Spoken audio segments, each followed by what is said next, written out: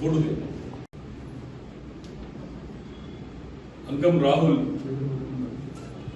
అదృశ్యమయ్యి నేటికి 36 రోజులైంది.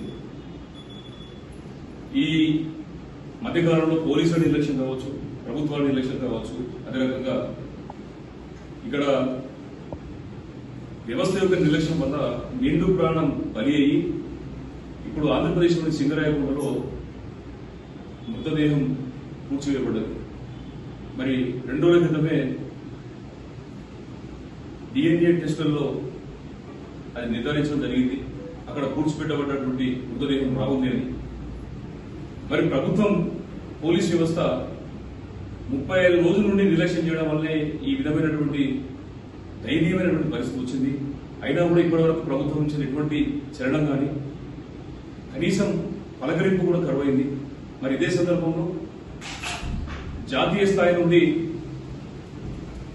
పద్మశాలి నాయకులు, వివిధ ప్రజా సంఘాల నాయకులు, BC, SC, ST, JAC chairman doctor Visharadan గారు అనేక మంది కూడా వచ్చి బాధిత కుటుంబానికి అండగా నిలవడంతో పాటు వాళ్ళకు న్యాయం జరిగే వరకు కూడా ఎట్టి పరిస్థితుల్లో కూడా ఈ అంశాన్ని వదిలిపెట్టేది లేదని చెప్పేసి తెలియజెప్పడం జరిగింది. మరి ఇటువంటి సందర్భంలో మరి ప్రభుత్వం మేము 2 రోజుల క్రితం చాలా స్పష్టంగా మేము సమాజం కూడా వేదికగా తెలియజెప్పినప్పటికీ ఇప్పటి వరకు కూడా ఎటువంటి చర్యలకు ఉపక్రమించకపోవడం అనేది చాలా దయనీయమైనటువంటి విషయం.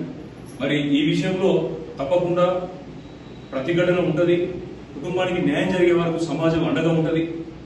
మరి ఈ విధంగా నిర్వహించబోయేటటువంటి ఒక కార్యాచరణ మీద మేమందరం కూడా సమాలోచన చేస్తున్నాం. మరి ఇదే సందర్భంలో బాధితులను పరామర్శించడానికి ఇక్కడికి ఇచ్చేసినటువంటి BC, SC, ST, minority JAC chairman doctor Visharadan Maharaj గారిని బాధిత కుటుంబాన్ని ఉద్దేశించి మాట్లాడాల్సిందిగా కోరుతా ఉన్నాం.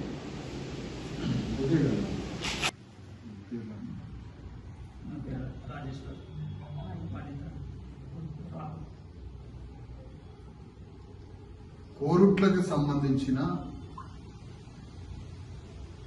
వనిత, తల్లి వనిత, రాజేష్ వీళ్ళిద్దరూ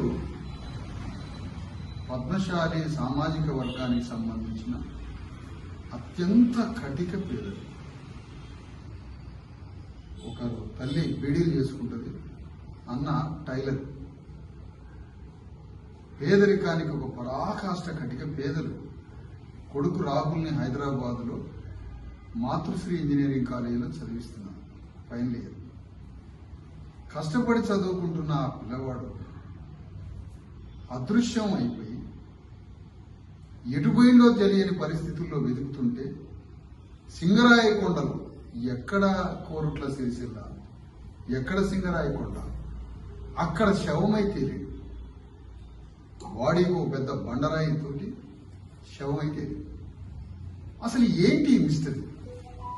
సామాజికంగా అణగారిన వర్గాలు అంతో ఇంతో చదువుకొని ఇవాళ హైదరాబాద్ వచ్చి కటిక పేదలైన వాళ్ళు కొడుకుని చదివించుకుంటుంటే, ఆ బాబు సిన్సియర్గా మంచి చదువుకుంటుంటే ఆ రాహుల్ అనే పిల్లవాడు అక్కడ శవమైతే. తెలంగాణ పోలీసు ఇంత భారతదేశంలోనే ఎంతో పేరుందని చెప్తారు. తెలంగాణ పోలీసు చాలా పవర్ఫుల్ డిపార్ట్మెంట్ అంటారు. మరి ఇంత పవర్ఫుల్ డిపార్ట్మెంట్ ఈ రాహుల్ అనే బాబు చనిపోతే ఈ తల్లిదండ్రుల గర్భశోకం ఇంత దుఃఖిస్తుంటే, కోరుట్లలో అంత పెద్ద కార్యక్రమం, హైదరాబాద్లో అనేక చర్చలు, సదస్సులు, ఇన్ని కార్యక్రమాలు దాస్ సురేష్ గారు మరి వారి వేదిక నుంచి కార్యక్రమాలు ఎన్ని చేస్తుంటే ఇప్పటి వరకు తెలంగాణ పోలీసు ఎందుకు స్పందించలేదు? కారణం చెప్పాలి. ఎందుకు ప్రభుత్వం స్పందించలేదు? రేవంత్ రెడ్డి ముఖ్యమంత్రి కానీ, మంత్రులు కానీ, తెలంగాణ పోలీసు చీఫ్ కానీ ఇప్పటి వరకు ఇగో మా రాష్ట్రానికి సంబంధించిన పలానా రాహుల్ ఇగో ఇక్కడ చదువుకుంటున్న పిల్లవాడు అక్కడికి పోయి శవం అయితే పలానా వాడు దోషి, పలానా వాడు నేరస్తుడు, ఫలానా వాడే ఇది క్రైమ్ చేసింది, దాని వలన ఇతను సరిపోయిందని ఒక ఇన్వెస్టిగేషన్ ఎందుకు జరగట్లేదు? అంటే మా రాహుల్ రెడ్డి అనేది చేసేటోళ్ళ పద్మశాలి పోరాడనే కదా ఇది జరిగింది. మా అణగారిన కులస్తుడు అనే కదా ఈ ప్రభుత్వం ఇంత నిర్లక్ష్యం చేస్తుంది. రాహుల్ అనే పిల్లవాడు రెడ్డో వెలమో కమ్మో అయినట్టయితే ఈ పాటికి 100 మంది పోలీసులు పోయి ఎవడు చంపిండో మొత్తం ఇన్వెస్టిగేషన్ చేసి మనం తీసుకుపోయి జైల్లో పాలిస్తాడు. కారణం ఏంటి ప్రభుత్వం స్పందించకూడదని? కూలీనాలు చేసుకొని ఒక పేద పద్మశాలి పోరాడు కాబట్టి మీరు పట్టించుకోండి. ఈ సందర్భంగా చెప్తున్నాం, తెలంగాణ గడ్డ మీద 20 లక్షల మంది పద్మశాలిల యొక్క ప్రతిఘటన ఇది తిరుగుబాటు. 20 లక్షలే కాదు, 4 కోట్ల మంది బీసీఎస్సీ ఎస్టీల ప్రతిఘటన. ప్రభుత్వం మర్యాదగా, పోలీసు ప్రభుత్వం మర్యాదగా దిగొచ్చి సింగరాయకొండ ఒక అత్యున్నతమైన పోలీసు అధికారితో పర్యవేక్షణను పంపి ఇన్వెస్టిగేషన్ చేయించి దోషులు ఎవరో, క్రిమినల్స్ ఎవరో, ఎవడు చంపిండో మొత్తం బయటికి రావాలి. వెంటనే ఆ దోషులు శిక్షించి వాళ్ళని శిక్ష చేయాలని ఈ సందర్భంగా తెలంగాణ ప్రభుత్వాన్ని కోరుతున్నాం, తెలంగాణ పోలీసులు కోరుతున్నాం. మాకు ఈ న్యాయం 3-4 రోజుల సమయం ఇస్తాం ప్రభుత్వానికి. 3-4 రోజుల్లో ప్రభుత్వం వెంటనే దిగి వచ్చి పోలీసు ఆదేశాలు ఇచ్చి పోలీసు ప్రభుత్వం వెంటనే జోక్యం కల్పించుకొని దోషుల్ని పట్టుకోవాలా, శిక్షించాలి, తల్లిదండ్రుల గర్భశోకాన్ని తీర్చాలి. పిల్లవాడు చనిపోయాడు, నీ తెలంగాణ ప్రభుత్వంలో ఉన్నటువంటి, నీ తెలంగాణ రాష్ట్రంలో ఉన్నటువంటి, మన తెలంగాణ రాష్ట్రంలో ఉన్నటువంటి ఒక పౌరుడు, ఒక పేదవాడు, ఒక ఇంజనీరింగ్ కాలేజీ పిల్లవాడు పెద్దవాడై తల్లిదండ్రులకు ఆసరాగా ఉంటారని ఆశిస్తుంటూ బీడీలు చేసుకునే తల్లి. ఇట్లా కొంచెం సుశీరుగా ఈ మనుషుల యొక్క అవతారాలు, వీళ్ళ పేదరికం, వీళ్ళ పరిస్థితి. ఈయన ఆ తల్లి బీడీలు చేసుకుంటే తెల్లారి దాకా అర్ధరాత్రుల వరకు మిషన్ కుడుతూ ఉంటాడు. మరి వీళ్ళ పిల్లవాడు చనిపోతే ప్రభుత్వం స్పందించలేదు. ప్రభుత్వాన్ని వెంటనే ₹1 కోటి ఎక్స్గ్రేషియా ప్రకటించాలి, ప్రభుత్వం వాళ్ళకు ఇల్లు ప్రకటించాలి, తల్లిదండ్రులకి ఏదైనా ఉపాధి చూపించాలి, ఎమ్మట దోషుల్ని శిక్షించి వాడిని ఎవడైతే దోషున్నాడో, ఎవడైతే నేరస్తుడున్నాడో వాడు 5గురా 10 మందా, కాలేజీలోడా, కాలేజీలో ఉన్నాడా, కాలేజీ యాజమాన్యాన్ని ఎందుకు ఇంతవరకు కాలేజీ యాజమాన్యం ఇందులో జోక్యం చేసుకోలేదు? మాతృశ్రీ ఇంజనీరింగ్ కాలేజీ నీ కాలేజీ విద్యార్థి, మాతృశ్రీ ఇంజనీరింగ్ కాలేజీ వాడి మీద కేసు పెట్టాలి, అతన్ని కూడా ఇందులో ఇన్వాల్వ్ చేయాలి.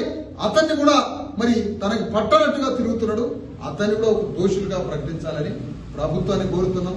పోలీస్ డిపార్ట్మెంట్ ఇమీడియట్ గా సీరియస్ గా ఇప్పటి నుంచే బయలుదేరాలంటే బీసీఎస్సీ ఎస్టీ ఉద్యమం అంతా దీని సందర్భంగా అన్ని పార్టీలు స్పందించాలి, అన్ని వేదికలు స్పందించాలి, అందరూ స్పందించి మూకుమ్మడిగా ఈ జరిగిన అన్యాయాన్ని ప్రతిఘటించాలి.